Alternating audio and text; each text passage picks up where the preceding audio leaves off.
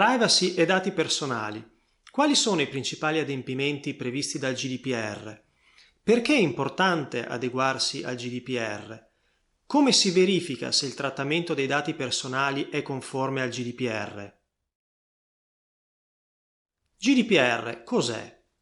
Il GDPR, in italiano RGDP, Regolamento Generale sulla Protezione dei Dati, è un regolamento europeo numero 2016-679, entrato in vigore nel maggio 2016 e applicato dal maggio 2018. Il GDPR costituisce la principale normativa a livello europeo per la tutela dei dati personali delle persone fisiche che ne sono titolari, i cosiddetti interessati.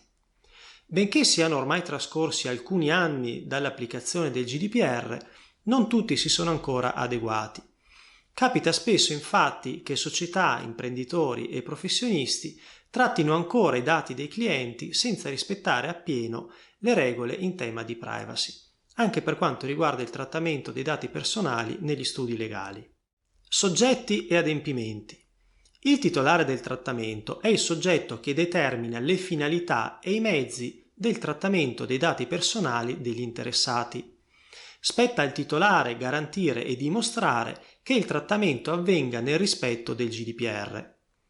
Quando è necessario che i dati personali siano trattati per conto del titolare da soggetti esterni all'organizzazione, questi nomina un responsabile esterno del trattamento. Il GDPR prescrive che il responsabile deve presentare garanzie sufficienti per adottare misure tecniche e organizzative adeguate. Adottare misure adeguate significa prima di tutto, sia per il titolare che per il responsabile del trattamento, predisporre e utilizzare la modulistica corretta, introdurre procedure, individuare e nominare determinati soggetti sia all'interno della propria organizzazione, come nel caso degli incaricati, sia all'esterno di essa, come nel caso dei responsabili. Altri soggetti possono essere nominati sia all'interno che all'esterno dell'organizzazione del titolare. Ad esempio il DPO, Data Protection Officer, in italiano RPD, responsabile della protezione dei dati, e l'amministratore di sistema. Per stabilire in concreto quali misure adottare, il primo passo è costituito da una mappatura delle operazioni di trattamento concretamente svolte dall'organizzazione in questione.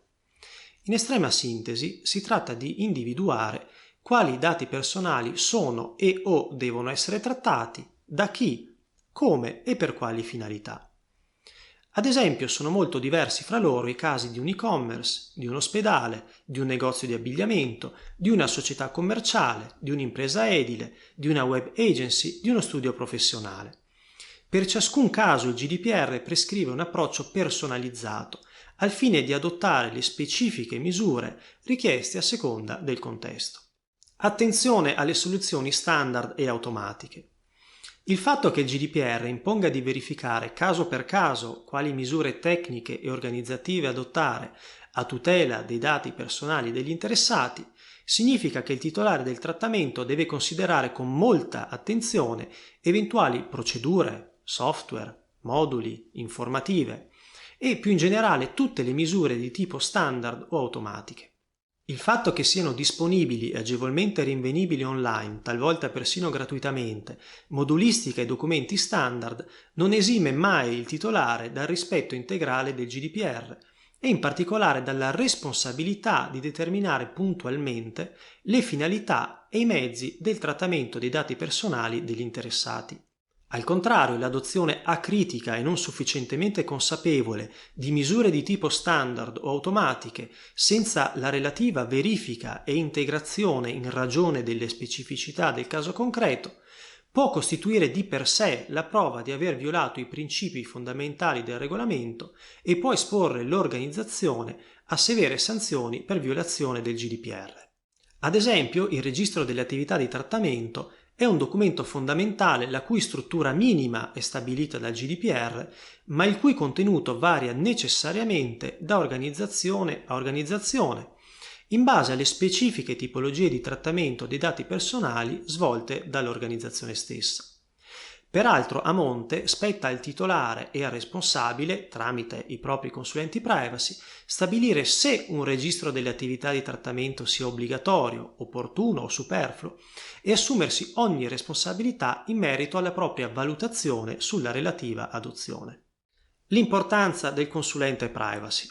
A questo punto dovrebbe essere chiaro che qualsiasi organizzazione e relativo titolare, in difetto di specifica competenza diretta in tema di privacy, dovrebbero rivolgersi a consulenti privacy esperti per verificare la conformità al GDPR della propria architettura privacy, se esistente, oppure per crearne una al più presto.